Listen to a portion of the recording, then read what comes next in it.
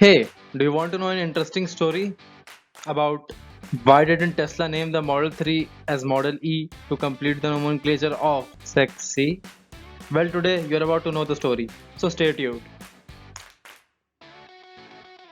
We all know the rate at which Tesla is growing. It is the fastest growing automotive company in the world, and guess what? It recently surpassed the giant Toyota to become the world's most valuable automotive company. It has become a monopoly in the market. It has no competitor, and its cars are great to say the least.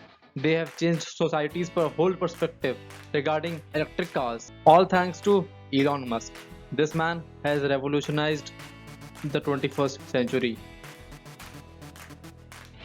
So it's pretty obvious that other leading manufacturers won't be very happy to see Tesla occupy a position in no time that they have took over years to achieve. One of the most unhappy people were the folks at Ford. So what they did was that they bought the trademark for the name Model E, or basically they wanted to ruin Tesla's nomenclature.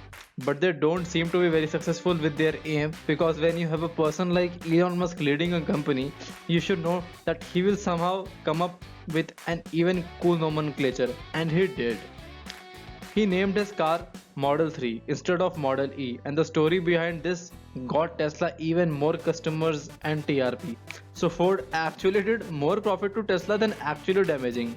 This story is so funny and awkward at the same time. It shows how far can manufacturers go and how interesting their fights are. That's it for this time. I try to do something new.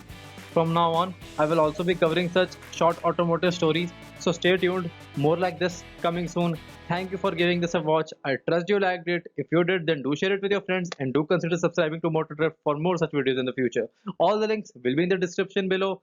Please do provide your feedback in the comments. It means the world to me. Till then, ciao.